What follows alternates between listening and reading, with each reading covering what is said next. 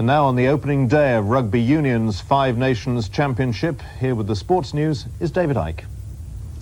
Scotland exposed the problems besetting Welsh rugby with an emphatic victory at Murrayfield. They beat last year's winners of the Triple Crown by 23 points to 7. Football, the First Division leaders Arsenal had a scare against one of the bottom clubs, Sheffield Wednesday. Imre Varadi gave Wednesday the lead at Highbury, and Arsenal had an anxious wait for Paul Merson's equaliser. David Speedy maintained Coventry's challenge with the winner in the 2-1 victory over Wimbledon. Manchester United's young team have been attracting attention, and at West Ham today they showed why. Rob Bonnet was there. For Liverpool in the 2-0 win over Southampton, and Brian Clough's controversial week ended with a standing ovation from the crowd and a 4-0 win for Nottingham Forest over Aston Villa. Arsenal are now 6 points clear of Norwich, Forest of 5th. In the second division, Sergei Baltacha became the first Soviet player to play in the league, and he scored as Ipswich beat Stoke 5-1. In Scotland, Ali McCoist was among the scorers as Rangers. Britain's figure skating champion Joanne Conway has failed to win a medal at the European Championships in Birmingham. 17-year-old Joanne finished 6th.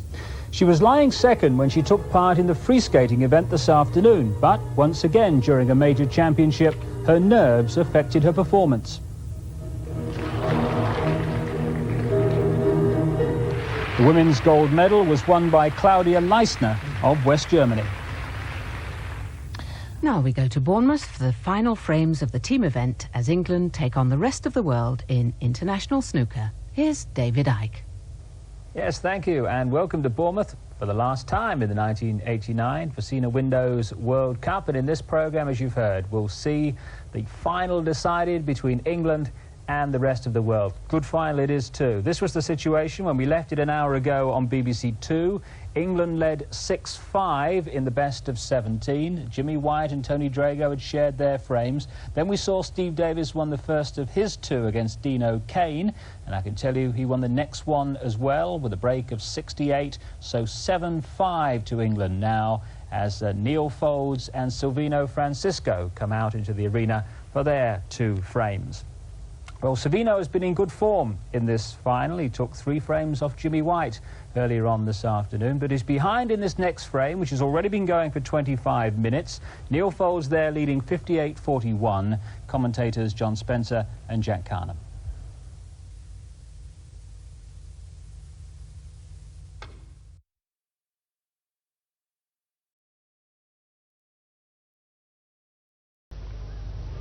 Okay, well, thanks, David. Brendan, first of all, though, Colin Jackson, let's look at that. Beat the big man again. Well, that's a great result, you know, just a week before the World Cup in Barcelona, to actually beat Kingdom, who's going to be representing America out there. I think that's really good for Colin. And like you said, you know, the team spirit is something that we're hoping is going to happen, and I'm convinced it will. And I think we'll actually have an awful lot to cheer about next weekend. I'm really getting excited about it. In fact, Sally Gunnell, who will be running for Europe, of course, right. I mean, she's really come on in stature this year, hasn't she? Well, she was close to Sandra Farmer-Patrick, who's obviously the one to beat. And like Ron Pickering says, I think Sandra Farmer-Patrick can go close to the world record. But Sally Gunnell is getting better all the time. She's had an excellent season right throughout, and I'm sure she'll finish it off with a flourish in Barcelona. Yeah. What's brought her on this year, do you think?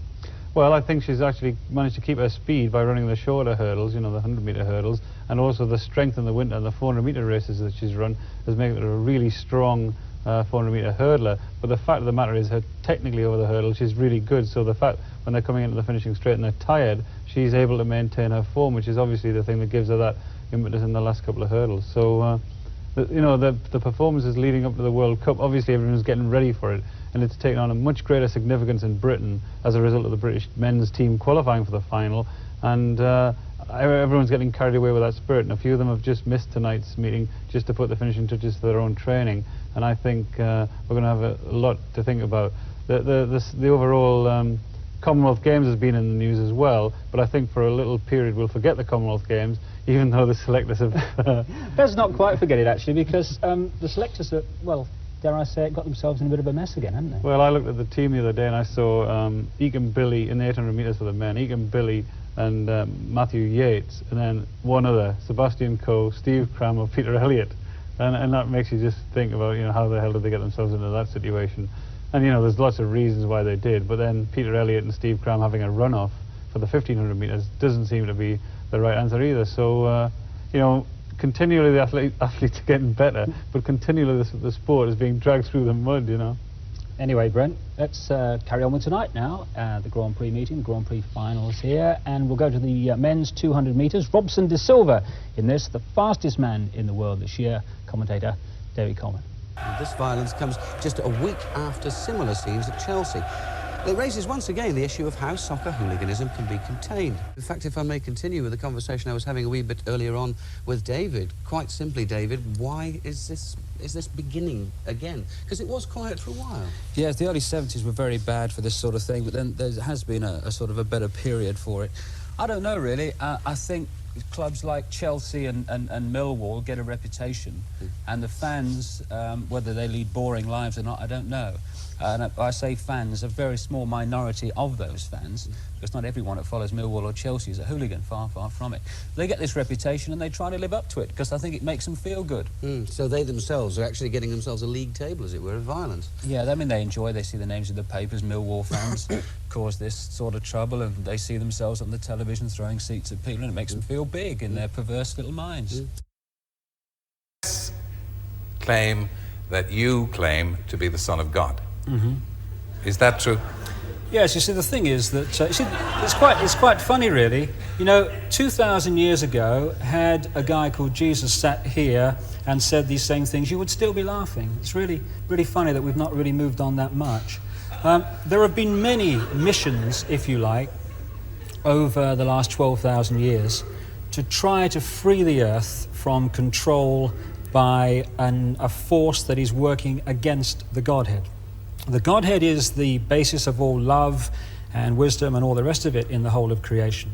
But there is another being, the Bible refers to it as Satan, the real name is Lucifer, who is trying to take over creation.